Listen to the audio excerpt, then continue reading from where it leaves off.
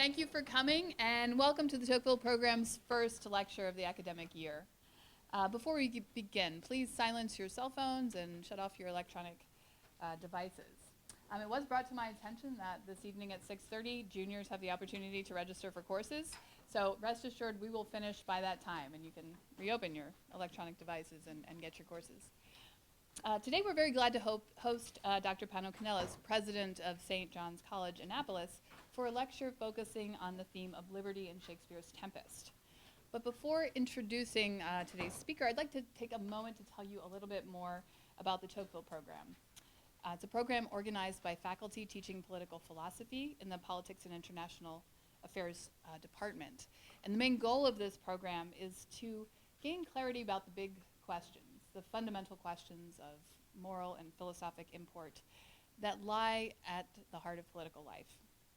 In other words, what we aim to do is to get some perspective on the pressing issues of the day and also the hotly expressed partisan positions of the moment by looking at the long history of philosophic argument that stands behind those headlines. The Tocqueville program offers a number of curricular and extracurricular activities, and you can find more out about them on the table outside this room. Let me mention two, though, that are potentially of immediate interest to you. The first is the Political Thought Club. So one of the best parts of being part of the Tocqueville program for me has been to get to know the thoughtful students and faculty that congregate around our activities, and I would single out the Political Thought Club as a particularly lovely group of people that meets on Friday afternoons at 3:30, from 3:30 to 4:30 in the Political Science Seminar Room. Back that way. We've been reading The Tempest up till now in preparation for Dr. Kanelos' visit, but on Friday we'll start a new text. So if you're interested in joining the group, it's a great time to begin. We're going to read Descartes' Discourse on Method, which was a book written in 1637 that presents an entirely new way of thinking about human nature, about ourselves and about our work and the way we understand things and think about them. It's an understanding that you can see informs our technologically oriented view of things nowadays. It is sort of the blueprint for the technologically oriented modern natural science, and also bears a significant relation to the technologically oriented modern understanding of politics. We'll be reading that for the rest of the semester, so please feel free to join us. The second thing I wanted to mention is that in the spring, we will be having our course and lecture series, and we're organizing that this year around the question of the crisis of liberalism. What we're wondering about is, we're wondering along with many people today, whether our current system of politics, of culture, of economics, it will be able to survive the challenges that are coming at it from both sides of the political spectrum, both at home and abroad. Can things like representative government, religious and moral pluralism, capitalism, survive as they are attacked from all sides? We'll approach this topic by asking several fundamental questions. What is liberalism, to begin with? Why did it seem not so long ago that liberalism was the ultimate destination of human progress? Why now does it seem to be in crisis? These are the kinds of questions that we'll explore in the spring class with the help of some classic works, and also with a really exciting lineup of scholars and public intellectuals who are writing about this problem right now and will be coming to Furman to help us think about it. Tonight's speaker prepares us to think about this theme of liberalism by addressing the question of liberty in Shakespeare's Tempest. I'm very curious to hear what Dr. Kanelos has to say about this subject, not only because he is a deeply learned and widely published scholar of Shakespeare, as well as a Shakespearean actor, but also because in recent years he has, like a certain character in The Tempest, been pulled away from his bookish study of the liberal arts and into position requiring learning the arts of rule. So in 2009, Dr. Kanelos became the Dean of the Honors College at Valparaiso University, during which time he was also the director of the Lilly Fund for the Humanities and Arts. In 2017, he was named the president of St. John's College. As its president, he has boldly instituted a new financial model for the university and has gained attention, national attention indeed, for its unorthodox approach and its astonishing success. St. John's is a very unusual school in many ways. You may or may not know about it, but it's interesting for us to note that it has the country's oldest and most robust curriculum in the liberal arts, featuring a 4-year great books core that includes not only the study of philosophy and history and literature and language, but also a very rigorous historical study of questions, fundamental questions of math and science and music theory. It also has several master's programs in the liberal arts, and we put some information about that out there on the Tocqueville table for those of you who are interested in continuing your studies after Furman. In my view, St. John's is one of our country's most precious treasures. Everyone who cares about the study of the liberal arts should be grateful for Dr. Kanelos for doing the very hard practical work of leadership necessary to keep this kind of education alive in our world. Dr. Kanelos lectures frequently all over the world. He told me this morning he just returned from a trip to Bosnia, Croatia, Switzerland, and other places. And I can't remember the whole list. But we're very grateful that he took the time to come to Greenville to spend this evening with us talking about Shakespeare's Tempest. So please join me in welcoming Dr. Kanelos. Thank you very much, Dr. Story. I have never thought of myself as Prospero, so everything I say now, as I'm speaking, I'm going to be self-analyzing up here as well, so this could get very distracting. We're also going to try and do something very complicated here.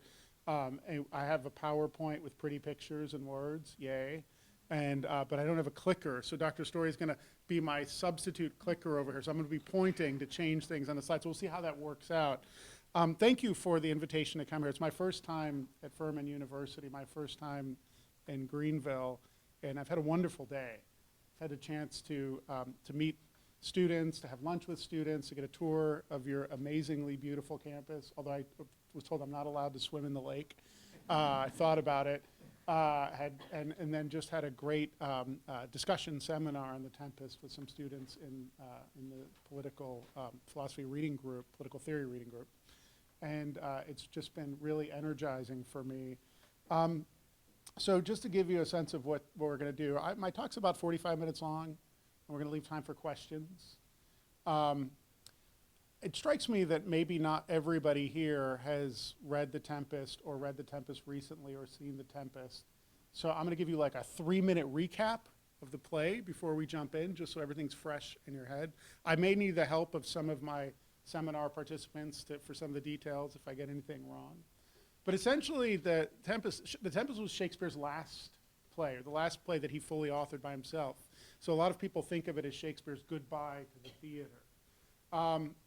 It's an unusual play for Shakespeare in that almost every one of the other plays written by Shakespeare, he was adapting a story that had been told before, whether it was Hamlet or King Lear, or As You Like It, Much Ado. They all had precedents. This story seemed to come whole cloth out of his imagination. And the play takes place on an island somewhere in the Mediterranean. They don't know exactly where. It's kind of a lost island. And on this island are several important characters. Prospero, who had been Duke of Milan and who had been kicked out of his dukedom by his brother Antonio. Prospero and his daughter Miranda were set at sea in a little boat when Prospero was kicked out, and would have died if a very kind old man, Gonzalo, hadn't snuck them some supplies and Prospero's books. They ended up on this island, and they found on this island just really 2 other inhabitants. One is a fellow, maybe he's a fellow, we're not quite sure if he's fully human or a part animal or beast, named Caliban, this kind of beastly creature, and the other is a spirit creature called Ariel. So for 12 years, Prospero and Miranda have been sitting on this island, accompanied by Caliban and Ariel. Caliban's been in a really crabby mood for 12 years because it thought it was his island, and Prospero sort of had to use his force, his magical powers that he has to control Caliban. And Ariel is also eager to, serves Prospero, is eager to be freed, and has agreed to serve for a particular period of time. At the beginning of the play, there's a huge storm, there's a ship at sea, and the ship happens to be filled with Antonio, Prospero's brother, who usurped the throne in Milan, Alonso, who is the king of Naples, another location in Italy, Alonso's son, Sebastian, sorry, son or brother, I'm forgetting, Elijah's brother Sebastian, thank you, I knew I'd need help, who is kind of looking at the throne in Naples with his own eyes. And then Gonzalo, that nice old courtier, and then some other characters, including the kind of clownish servants, Trinculo and Stefano. They're all on this boat. The boat, at the beginning, there's a huge storm. There's a shipwreck. They end up on the shore. So the people who have wronged Prospero, his brother and his allies, are now in Prospero's power. And the story begins there. Okay, so I'm going to sort of make a gesture. All right, and then we'll go on. So tales of harrowing voyages and daring discoveries proved to be best sellers in Shakespeare's England. They provided fascinating accounts of exotic lands and remote cultures. In the play Othello, for example, the protagonist Othello, relates how he wooed his bride Desdemona with recollections of his travel to far-flung lands, and with stories of the cannibals that each other eat, the anthropophagi and men whose heads do grow beneath their shoulders. So Othello's telling these stories about these faraway places with these monstrous creatures. During this age of exploration, such tales, multiplying the possibilities for human potential, invited speculation about the human condition. What sorts of habits, customs, ways of lives were to be found beyond the orbit of the European continent? Were the European norms the only or the best standards by which to judge the ways of humankind? These questions were raised most famously by Shakespeare's contemporary, the French essayist Michel de Montaigne, in his essay of Cannibals. Montaigne ponders in this essay whether a tribe in Brazil who eat the bodies of their vanquished enemies as part of elaborate ceremonies are truly more barbarous than their European contemporaries, whose customs seem just as strange to outsiders. Comparing the acts of the cannibal warrior tribes to the tortures meted out by rival sects in the European wars of religion, wait, I'll leave it right there. Montaigne writes, I think there is more barbarity in tearing by tortures and the rack a body still full of feeling, in roasting a man bit by bit, in having him bitten and mangled by dogs and swine, on the pretext of piety and religion, than in roasting and eating him after he is dead. Encounters with the inhabitants of new, far-flung lands often jarred Europeans, poised as they were as looking glasses in which European mores and conventions might be examined and critiqued. The discovery of hitherto unknown islands also inspired fictional accounts. Thomas More's Utopia, published in 1516, portrayed the discovery of an island society with no private property, where people lived in communal arrangements rather than as families, where travel was allowed only with the permission of authorities, and where privacy is forbidden. Utopia is a peaceful, sedate state, yet it is terrifying in its own way. It is also clearly a philosophical exercise, eutopos, deriving from the Greek for no place. So the island as a mirror for political self-reflection was a trope as old as Plato's Atlantis. Islands provided blank slates upon which mythical foundings and unorthodox political arrangements might be envisioned. Shakespeare's The Tempest brings together these threads: a remote island with a peculiar political situation, monstrous creatures, and the disintegration of civilized norms. The Tempest follows the patterns of other Shakespearean comedies. The 20th century critic Northrop Frye described the setting of Shakespearean comedy as the green world. At the beginning of each comedy, the protagonists inhabit a civilized world of cities and courts, where laws provide order and hierarchies are clearly defined and abided by. A crisis then leads the characters to move from civilization into the green world, forests, islands, exotic lands, where rules no longer pertain, roles are inverted, and identities are fluid. In these environments, liberated from strictures, characters learn critical lessons about what it means to be human. The lesson that they learn most prominently is the lesson of love, the necessity of divesting oneself of selfishness and moving towards selflessness for the sake of personal reconciliation and social harmony. The symbol of this achievement is marriage, and thus all of Shakespeare's comedies end with a marriage or the promise of a marriage to come. Yet The Tempest departs significantly from the pattern of comedy. This late Shakespearean play is genre bending. The island upon which the action takes place is indeed a green world, insofar as it represents a wild, barely tamed geography outside the bounds of the civilized world of Milan and Naples.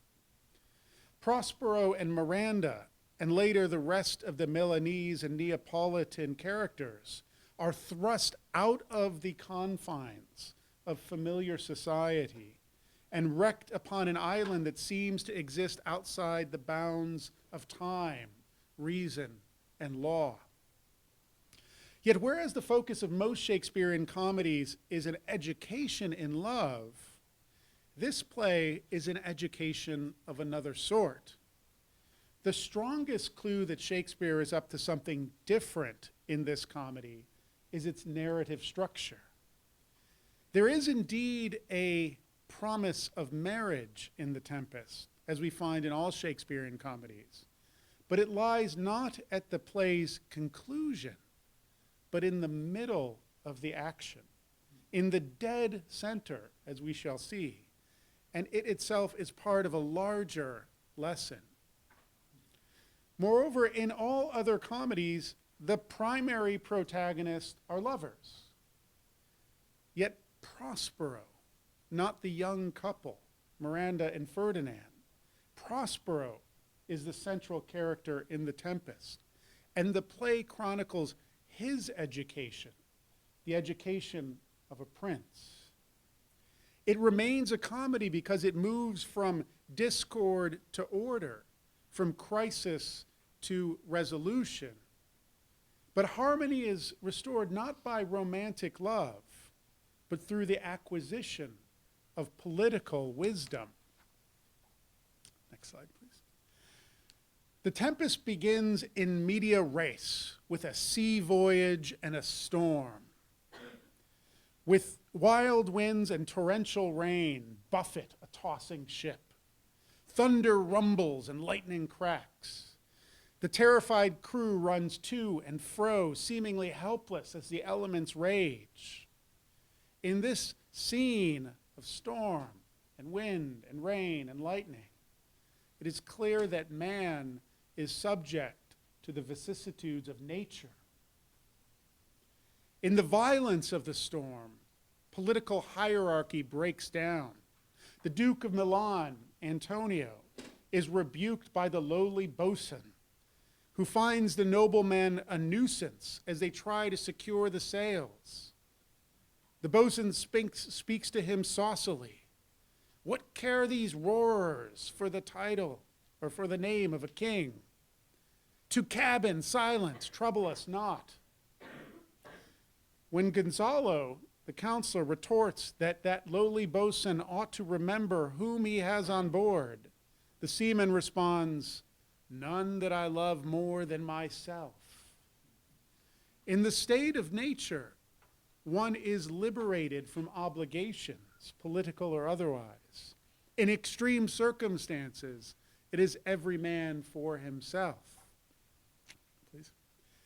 But things are not so simple.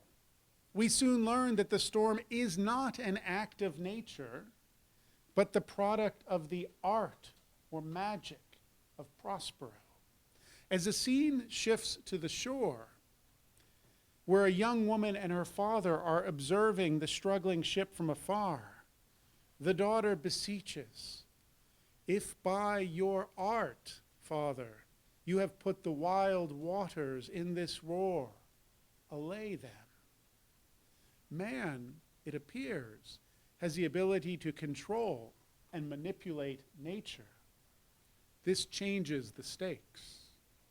We find ourselves not in some pre-political, pre-social Hobbesian state, but rather in a place where, although nature is wild, it is not untamed.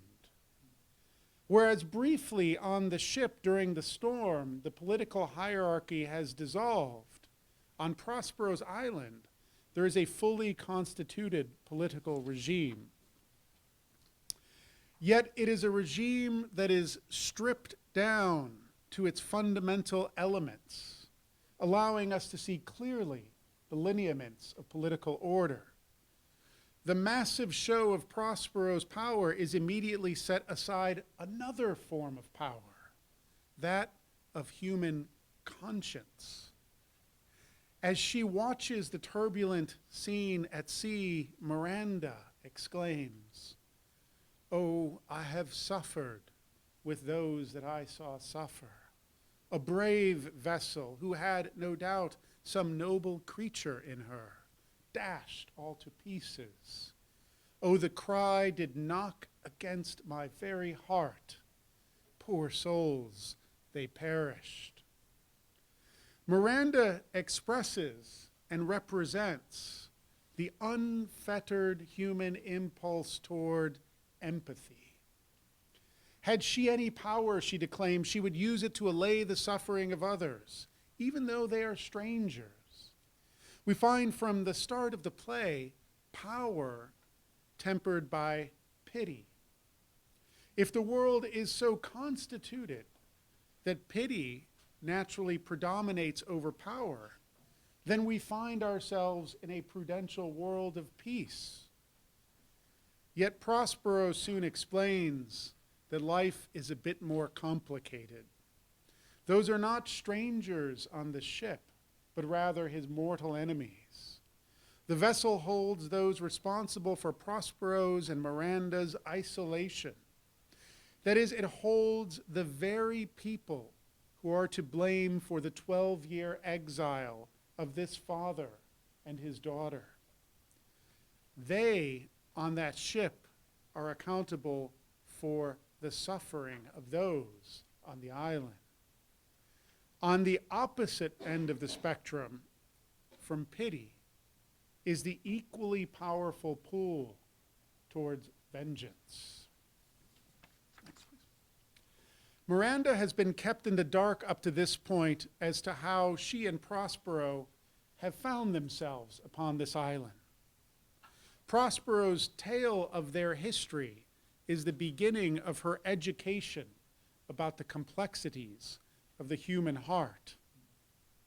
It is understandable that in ignorance of the complex nature of human beings, she is impulsively drawn towards empathy. She assumes that the benevolence that she feels is felt by all. Prospero had once made the same assumption, and it was this that led to his exile. As Duke of Milan, he was so committed to study that he let his books distract him from his duties. He appointed his brother Antonio to run the affairs of state, while he sequestered himself within his study.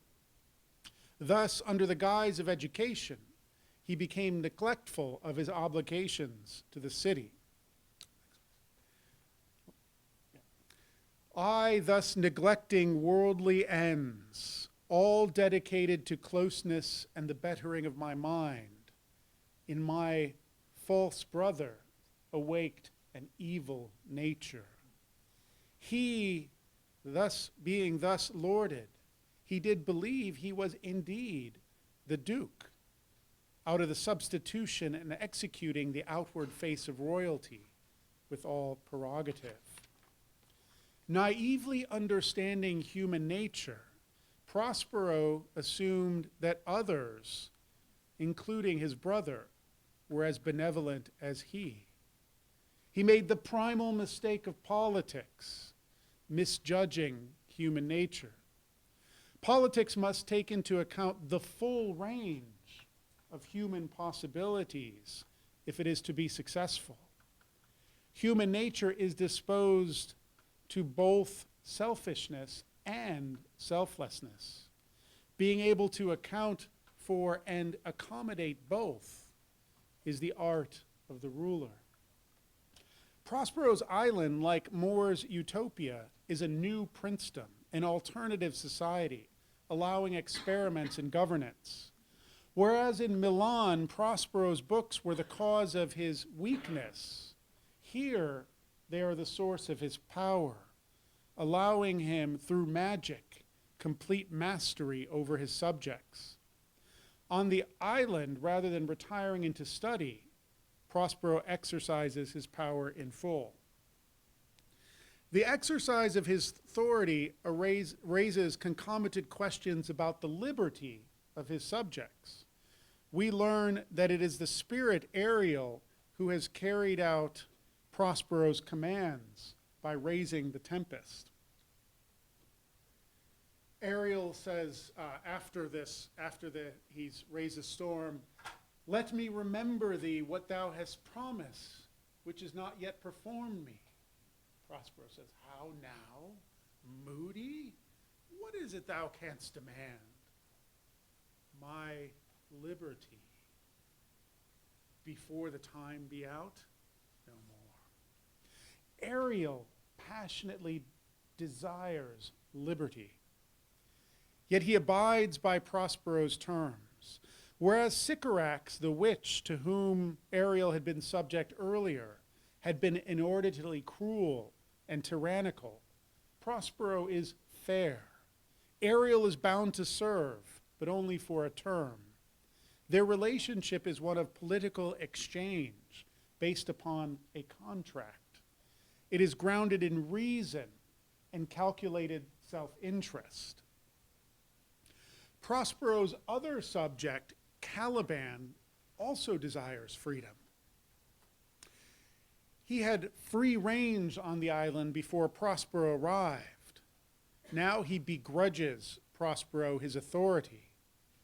In his mind, Prospero is a usurper, one who, having no right to the island, commands only by his will.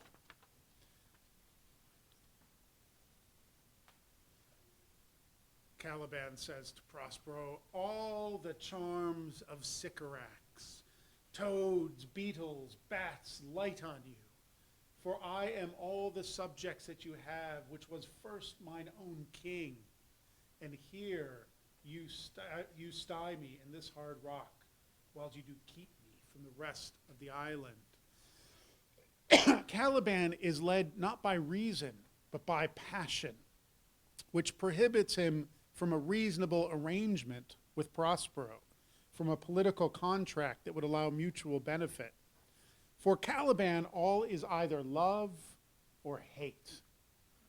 Although he claims that Prospero has treated him unjustly, we discover that he had been unable to manage his own desires. In fact, Caliban, we discover, had tried to rape Miranda. Despite their efforts to civilize him, Caliban is incorrigible. He must therefore be ruled by force. Ariel and Caliban represent the higher and lower orders of human nature. Their names match their natures. Ariel is like the air, capable of flight, not bound by earth, spirited, rational. Caliban, an anagram for cannibal, is heavy, slow, a creature of the mud and muck, imbued with great physical strength, and driven by appetite. His impulse is to cannibalize, to eat or be eaten. These characters represent links upon what was thought of in Shakespeare's day to be the great chain of being. In this view, the cosmos, in this view of the cosmos, all creation forms a hierarchy. From the lowest forms of existence, minerals and plants, up through wild and domestic animals, to human beings, up to the angels, and ultimately up to God. Man sits at the center of the spectrum, pulled between beastly habits and angelic transcendence. But perhaps an image taken from Plato is even more apt. In the Phaedrus, Plato uses the tableau of a chariot being pulled by two winged horses to represent the human soul. The charioteer, who represents our faculty of reason, tries desperately to rein in his steeds. The white horse, which represents thumos, or spiritedness, attempts to pull the chariot up towards the sun. The dark horse, at the same time, which represents our worldly appetites and desires, tries to drag the chariot down to earth. We may think of Ariel and Caliban as those two horses in flight, each trying to pull away from the constraints placed upon them by Prospero, each seeking liberty to ascend or descend according to their nature.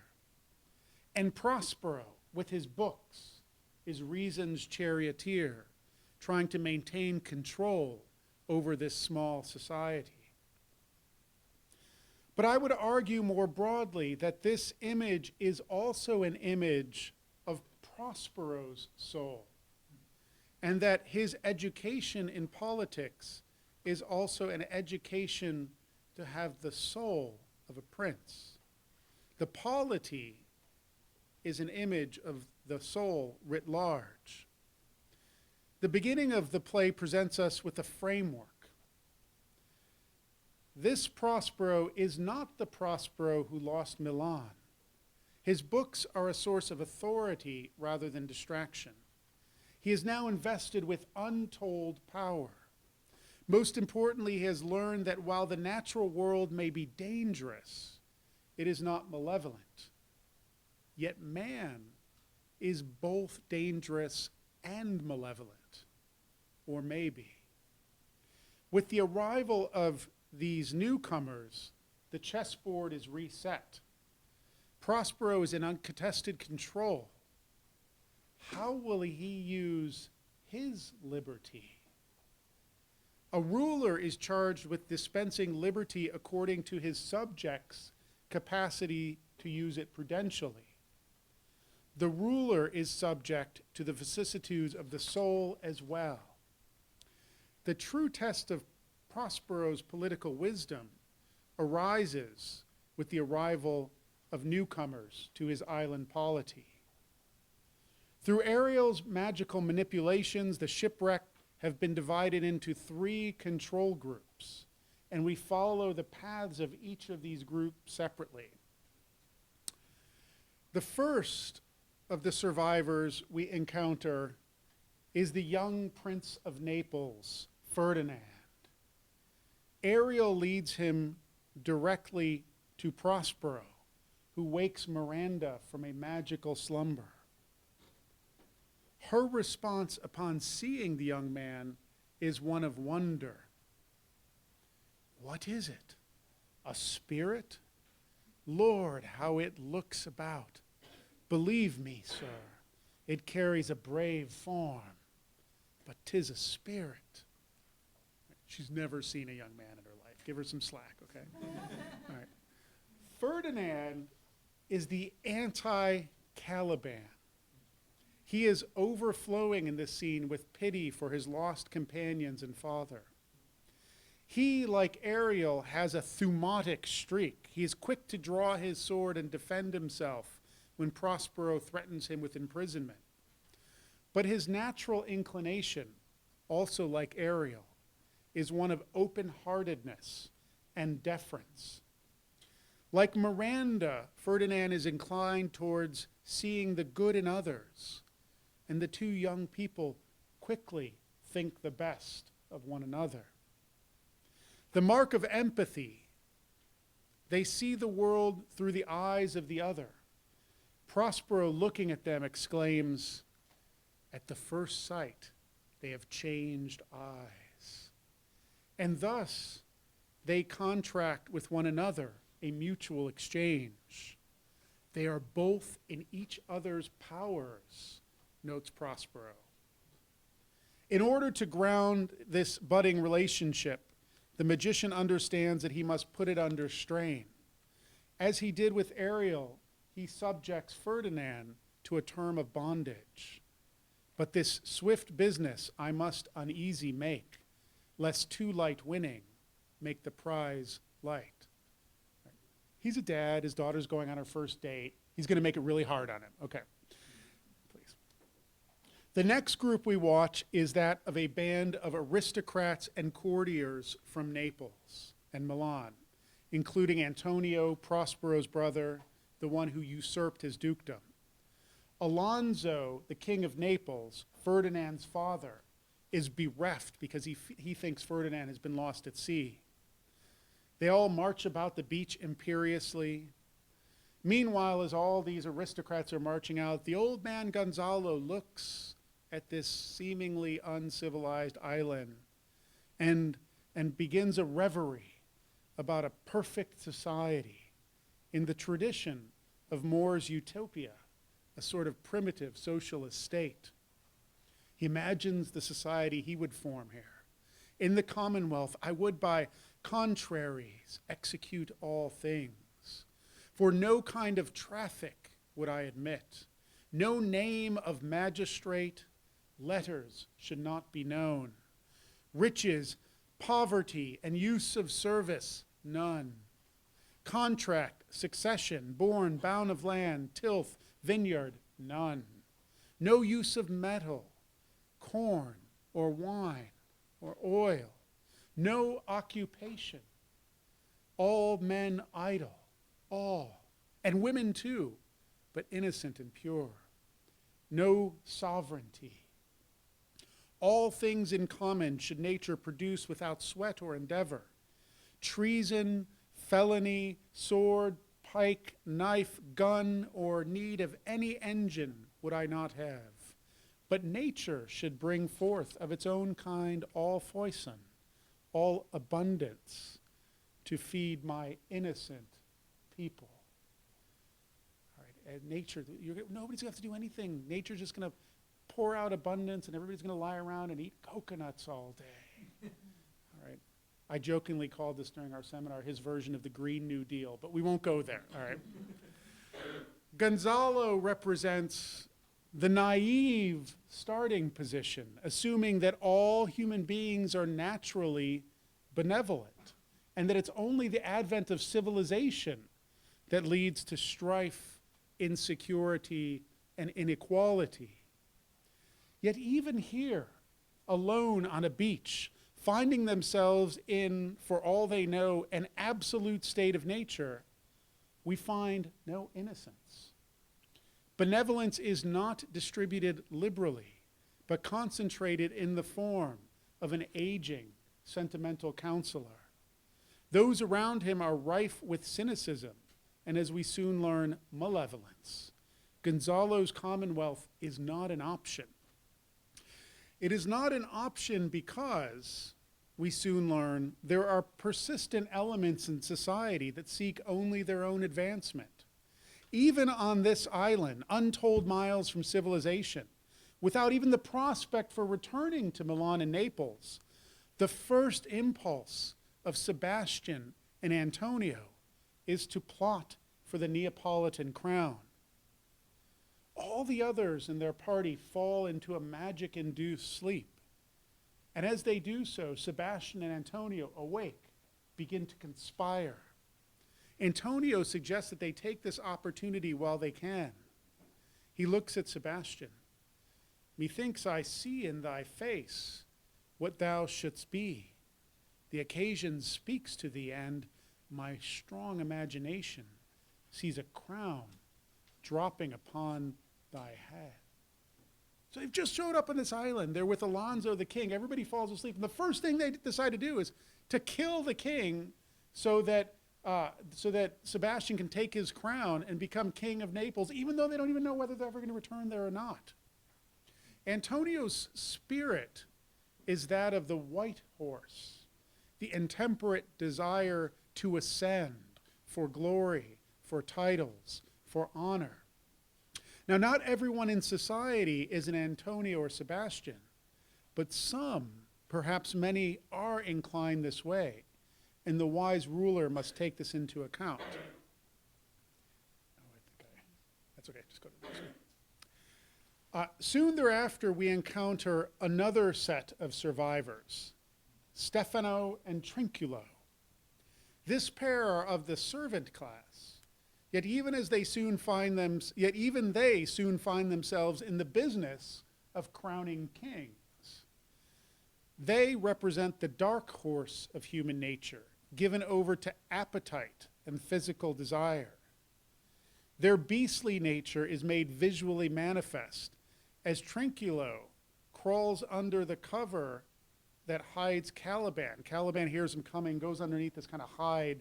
Trinculo doesn't know what it is. He crawls under there as well to hide. And suddenly we have this grotesque four-legged monster on stage. Human beings are clearly capable of descent, and the prompt for such descent is their appetitive nature, seeking out vulgar pleasure. The one thing that they've recovered from the ship is a cask of liquor, all right? And the first thing they do is get drunk and then ply Caliban with drink. And as soon as they're all drunk, they decide to set up a new political order with Stefano as king. They each now believe in this order that they're going to attain freedom, which they equate with the unconstrained exercise of their passions, right?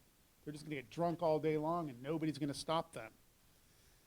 Of course, Caliban is savvy enough to know that such an order can hold only if the island's current ruler, Prospero, is toppled. And he soon persuades his new friends to murder his master.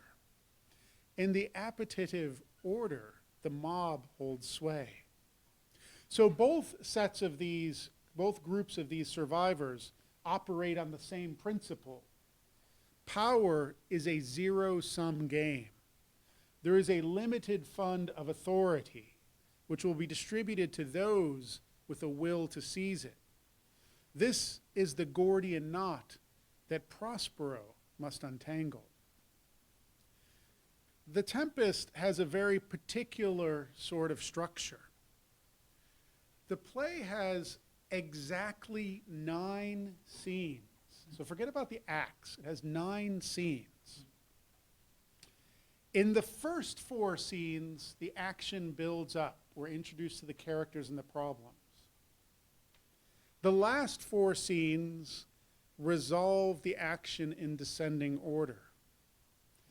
In the first scene, we witness the destruction of the ship and the scattering of the community it contains. In the final scene, we find the ship magically restored and the restoration of legitimate political order. In the second scene, we encounter Prospero, Miranda, Ferdinand, Ariel, and Caliban. In the 8th scene, so the second from the end, we return to these characters to see how the narrative arc of each will be resolved.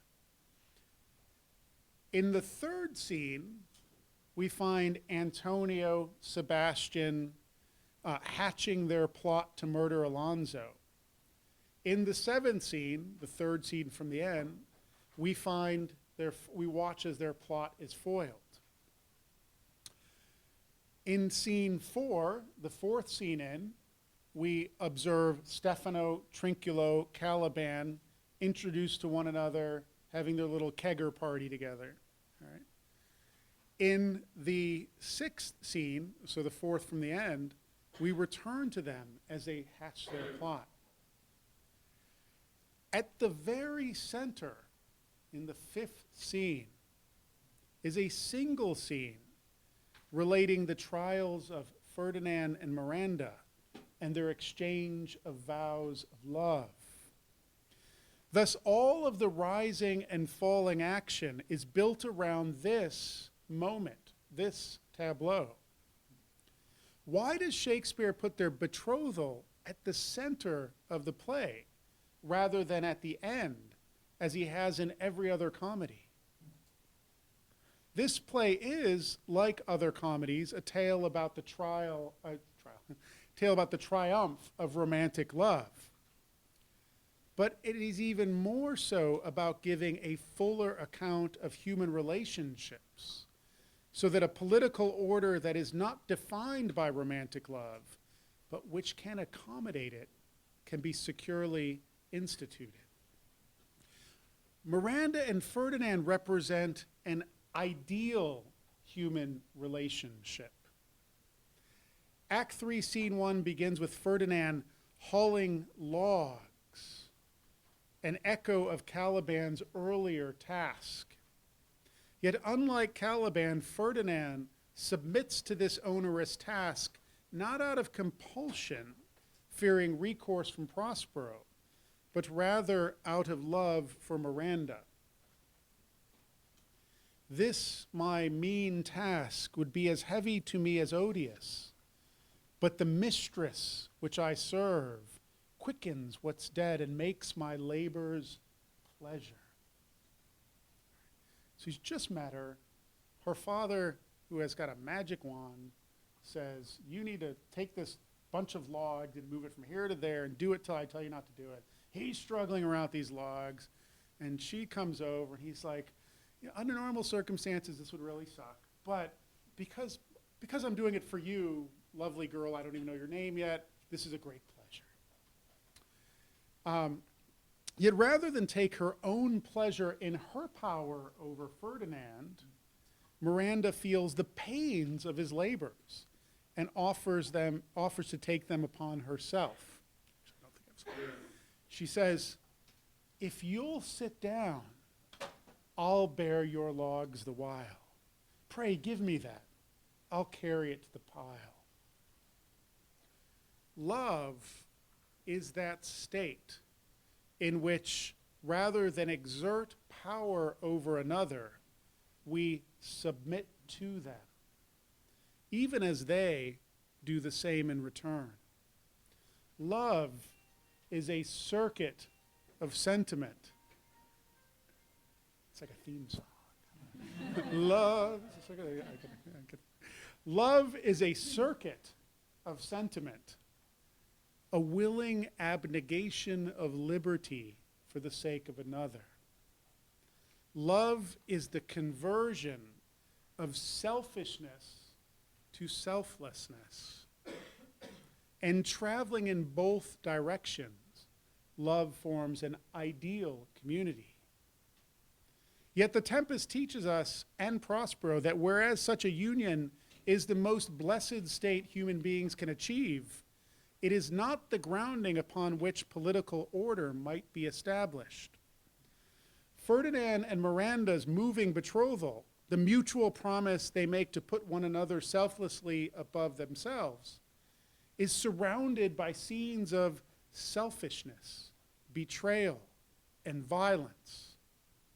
The question for Prospero as the play unfolds after this moment is how to shape a political order that can preserve and protect what is highest in human nature while suppressing what is basest. As the play reaches its denouement, with all of his enemies gathered under his sway, Prospero is given the opportunity to enact his vengeance. His powers over those who have wronged him is absolute. Caught within his magic circle, their liberty is nil, even as Prospero is absolutely free to do what he wants according to his own will. His grievances are profound. Not only was he stripped of his dukedom, but he and his infant daughter were cast adrift to die at sea. It was only Gonzalo's spark of human kindness that provided them the means to survive. To compound the crime, it was his own brother who betrayed him. Moreover, he has watched the conspirators evince the same traitorous, murderous pathologies since arriving on the island. There are many good reasons to punish them all. Yet Ariel counsels Prospero to forgive. Your charm so strongly works them that if you now beheld them, your affections would become tender. Dost thou think so, spirit? Mine, sir, were I human, and mine shall. Hast thou which art but air, a touch, a feeling of their afflictions, and shall not myself, one of their kind, that relish all as sharply passion as they, be kindlier moved than thou art? Though with their high wrongs I am struck to the quick, yet with my nobler reason 'gainst my fury do I take part. The rarer action is in virtue than in vengeance. Prospero is inclined towards the pity that Miranda felt at the play's beginning, and Gonzalo displayed on that faithful day of usurpation long ago in Milan. Yet if the same pattern is not to be repeated, the wicked taking advantage of the kind, empathy must be tempered by prudence. Prospero recognizes that he is one of their kind. Man is neither spirit nor beast, but an admixture of both. Reason must overrule fury. The ruler must be on the side of the angels while still accounting for the beasts. It may seem strange that Prospero would decide to abjure his magical powers, his art, as the play concludes. He says, I'll break my staff, bury it certain fathoms in the earth, and deeper than did ever plummet sound, I'll drown my book. Prospero surrenders his magical powers because he has learned that true authority is not based upon force or compulsion, but on example and persuasion. So long as the power to compel is the root of authority, society will remain warped, bending towards violence. If the liberty of the ruler is absolute, it will lead to tyranny. It must be constrained by reason and prudence. The charioteer must constrain the winged horses of his own soul. Prospero has taught the three men of evil a lesson. Their penance breaks the cycle of violence. Prospero forgives all, even his brother, and his chessboard is set again.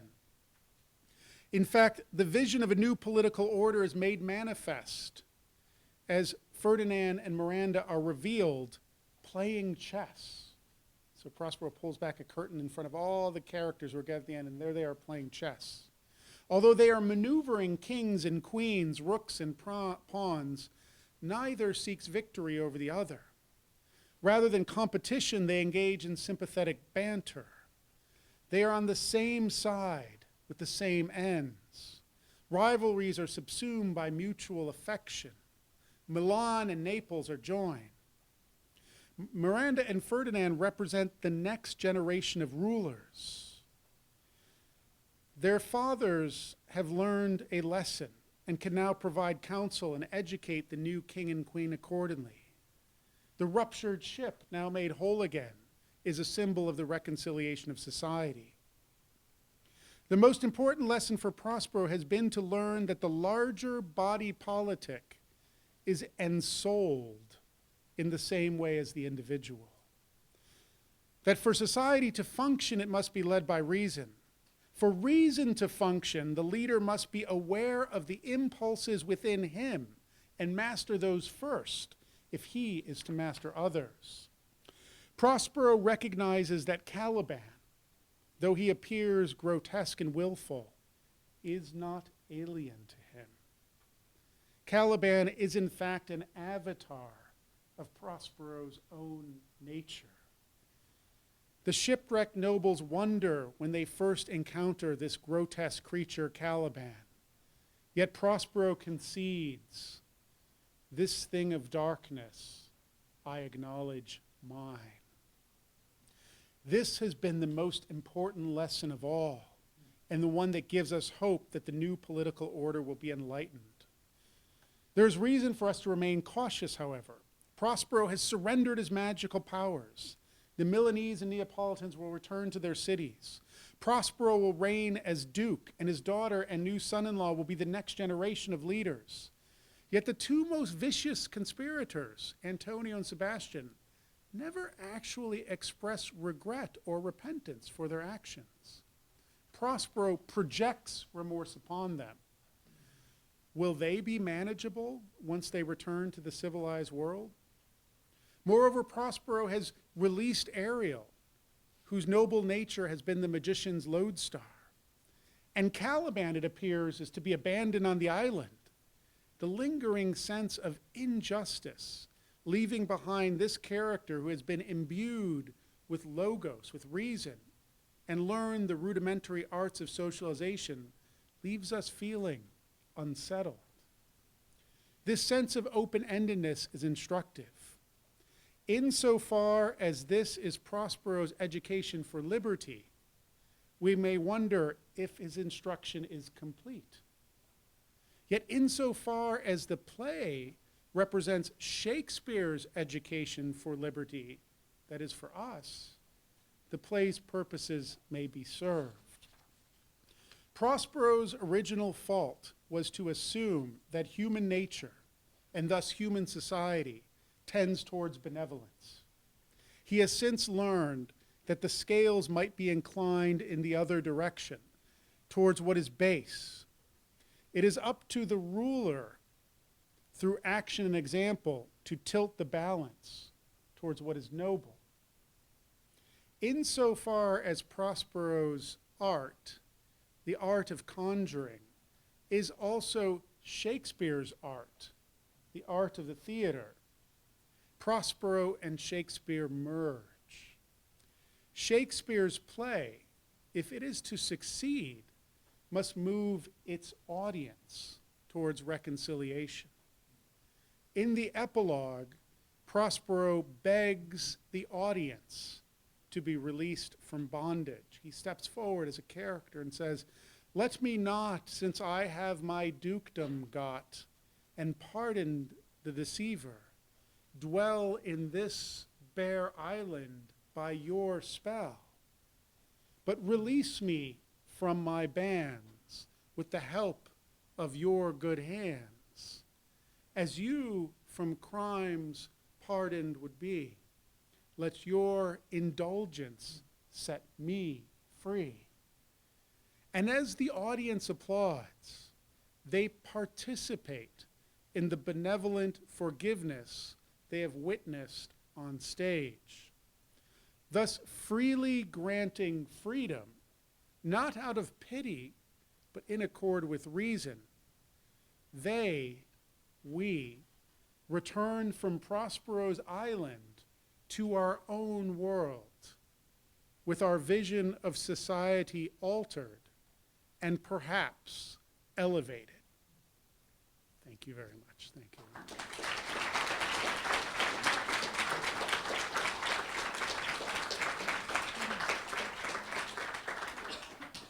You were all immensely patient. Thank you. Thank you. We'll take So questions. we have 15, 20 minutes to We'll take. let everybody go by 6:25 at the latest. I Yeah. know you have to run and get ready to register, and I don't want to keep you from that. So That's right. But thank you very much. So let's, we have a tradition of starting with a student question, so let's begin there, but then the floor is open. yes, please. So, in your role at St. John's, in your introduction, I get the sense are a proponent of great books and education, and I wonder,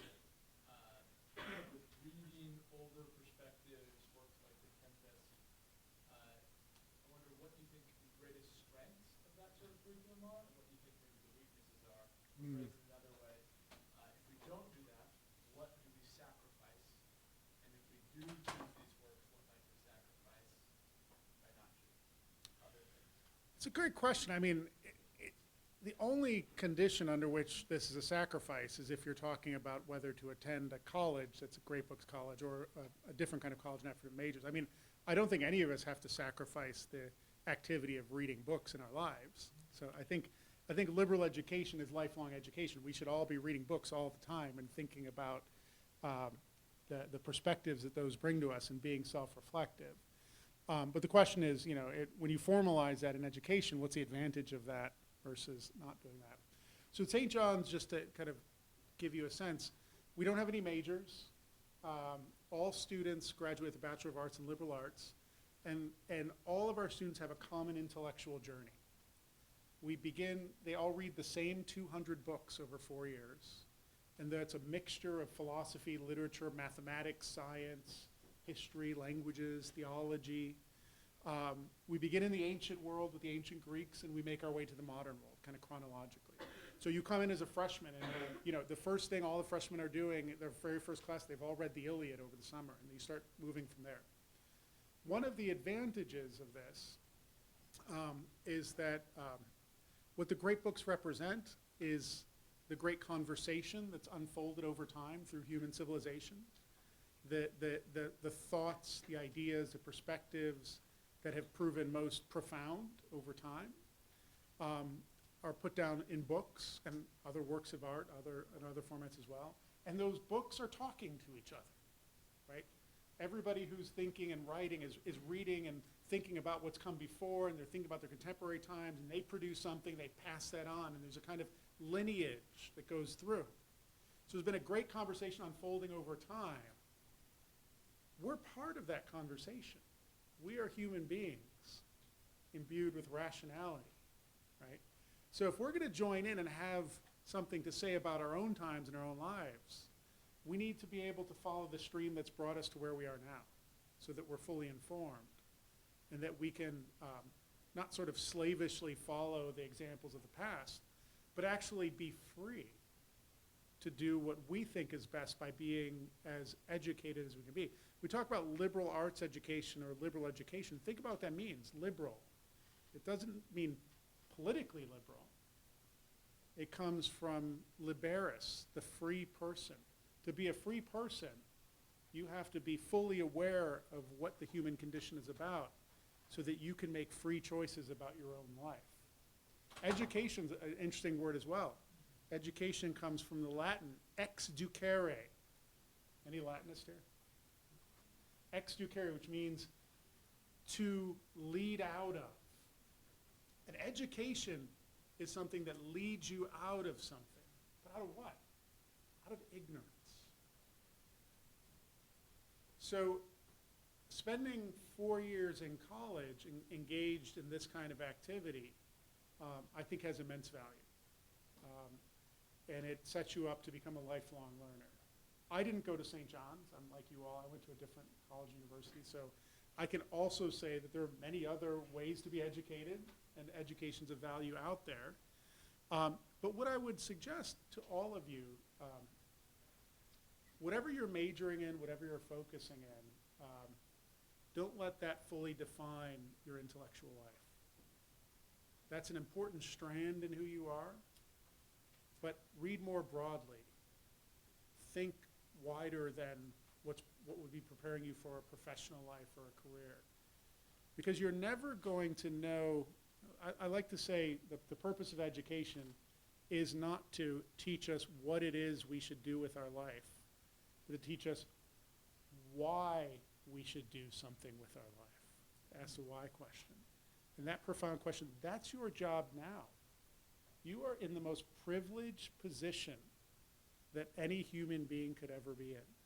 You get to push the hardships of life aside and live within this special island called Furman University, all right, where you get to spend your time going to lectures, reading books, socializing.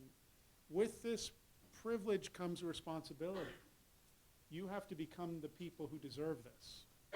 And the only way you're going to be the people who deserve this is if you come out the other end as more thoughtful, better informed, more capable of understanding the human condition, so that you can then apply whatever you do afterwards to the bettering not only of yourself but of others. So books are a wonderful vehicle towards this. So I think sorry, I went on for a very long time, but that was a good question. Thank you. Other questions? Yes, please. You talked about sort of the scale between benevolence and baseness and prosper learning over the course of play. Maybe he was naive at first to think that it tilts in the area of benevolence, and that maybe his role as a ruler is to try to tilt the scale in that direction. And I was wondering if you think this is a good example of someone arguing for that view in light of the great conversation. What do you think are some of the more compelling voices that would argue the opposite? What would you define as the opposite? That the scale is naturally towards benevolence. That we're naturally inclined towards the good. And that the role of the ruler would be to maintain that rather than to try to reverse. Yeah. I'm sympathetic towards Shakespeare's view. I'm just curious. Yeah.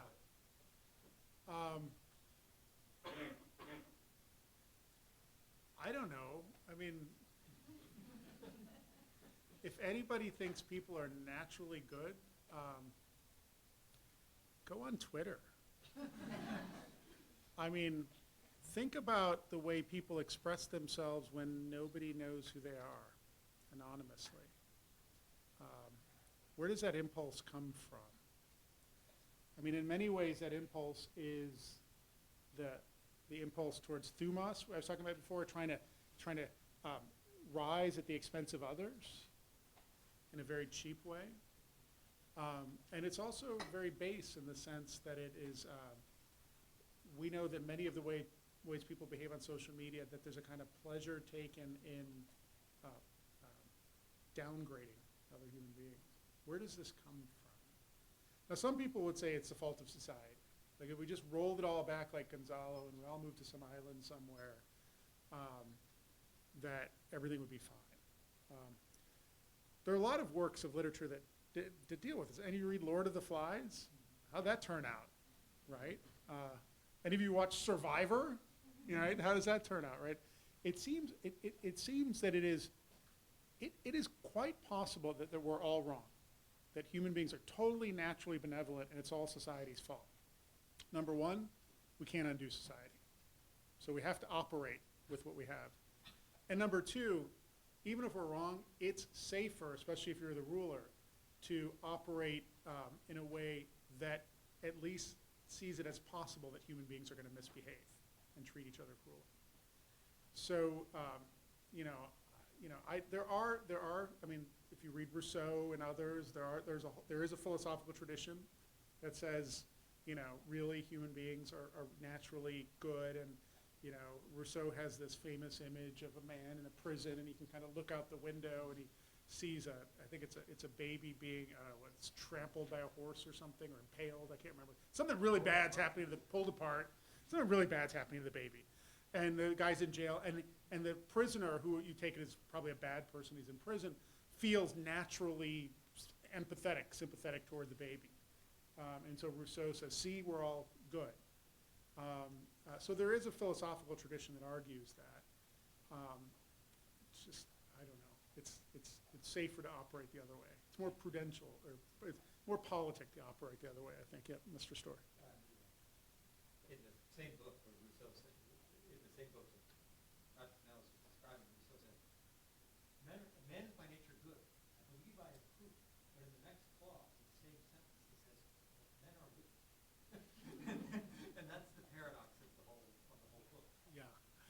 And I certainly don't want to I don't want you guys to all get depressed. I mean, I think human beings are good and capable of great goodness, but we have to nurture them. It's not something that can go untended. So, yes.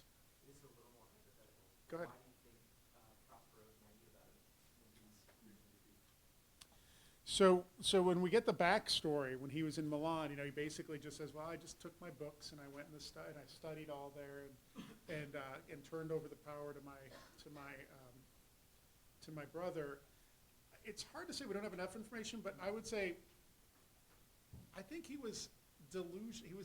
It served his self-interest. He didn't want to rule. He wanted to sit around and play on his Xbox or whatever, right? He wanted to do something else.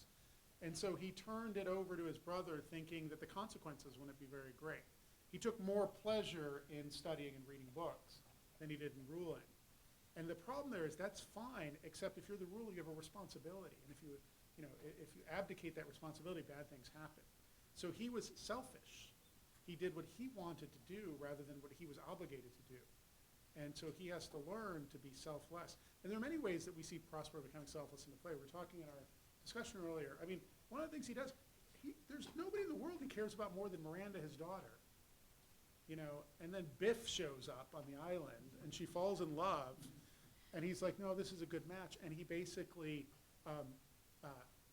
enables them to come together and gives up his daughter to this young man, the thing he values most in the world. That's selfless. And there are other things, I think, that evince that as well. But there was a question in the back. Yep.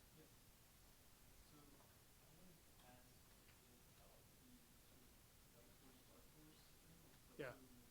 And I showed the worst, there was a statue that was all white. I'm sorry. I could have found a better picture for that, but yes.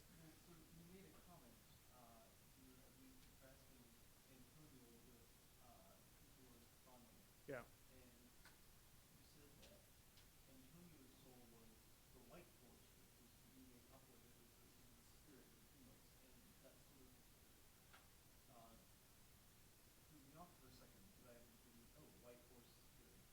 Yeah.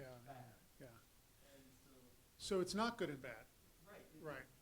They're different impulses. So that's a great question. So let me explain it. So the white horse in Plato's configuration is the desire to rise and achieve non-material gratification. So honor, fame, glory. That we all have this impulse. We want to be esteemed, and that. So, which can be a good thing. It's sort of neutral, right? I mean, you can become, an Olympic athlete and train and train and train and win the gold medal and do it for your country, and that's a wonderful thing, But that impulse can also lead you to want to have the crown at the expense of killing your brother, So that's what the white horse is. The dark horse is the impulse. It's a different kind of selfishness. It's a selfishness that's geared towards pleasure in the material world and that. So, and that's where Stefano, Trinculo, and Caliban, they're drinking, right? It's all about physical pleasure, about getting drunk and that, versus the title of the crown. So it is a little bit confusing because we tend to think white and dark as having a kind of qualitative distinction of good and bad. But in Plato's configuration, they're just both really strong human impulses that every human being has to manage. We have this stuff within us. And we all want it. I mean, we all have all of this, right? I mean, I don't know anybody in this room who probably at some point, wanted that 4.0, right?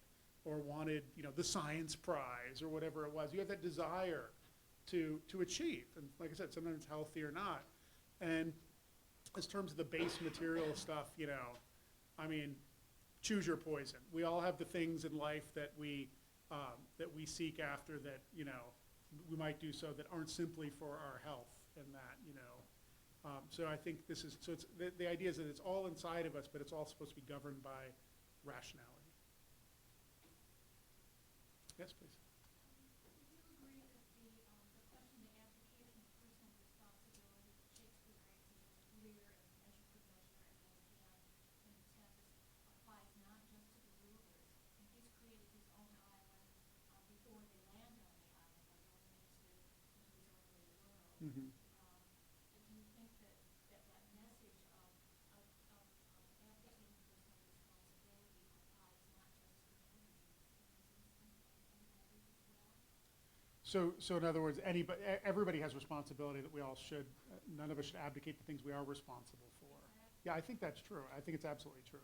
I think The political context here is just made manifest because it's a tale of politics, this particular story. But life and politics are not separate things. And there are different forms of social arrangements, families, for example, friendships, communities and that. And we all have different levels of responsibility we shouldn't abdicate. So I think that's right.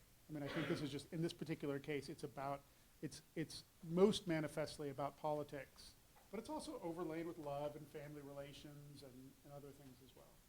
So, yeah, I think the lesson of Prospero isn't, we said it's an education for a prince, but I think, as I said towards the end, I think Shakespeare's educating all of us to act in a way that is responsible in that.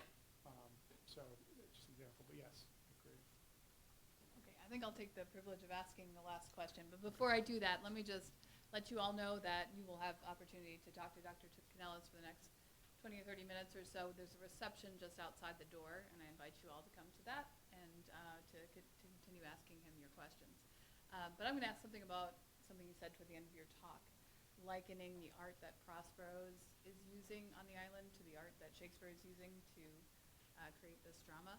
And it made me think about how the political art might be like the theatrical art or the dramatic art. We're used to that, I think, in some kind of negative connotations, like we're just spectators watching these people trying to draw attention to themselves through these debates on the screen.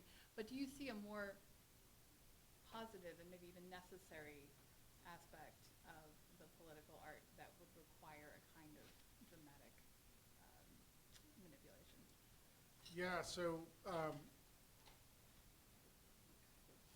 Dr. Story mentioned, that maybe, leading a college might be something like being a magician on an island. I think it's not wrong. I think when I was interviewing for the job, they asked me, they got all corporate, like, so what's your management style, right? And here I'm like a professor of theater, like, what management style? What does that mean? But then I thought about it, and I realized, no, I do have one, and it comes from being a director of theater. All right, so what is a director of theater? Have any of you ever directed a play in here? Have any of you ever acted in a play? Okay, so you've had some experience in theater. What's the job of a director? A director comes in, and a director has to have a total vision of what he or she wants to achieve. Right? They have to coordinate a kind of vision. And then they have all these folks that they're working with, actors and other professionals. And they have to convince all these people to buy into that single vision. But the trick is that all of those actors are really strong-willed artists who want to do things their own way. So the art of politics and directing is to convince a host of people who all want to do things their own way that they're doing exactly what they want to do, even as they're doing what you want them to do towards that total vision.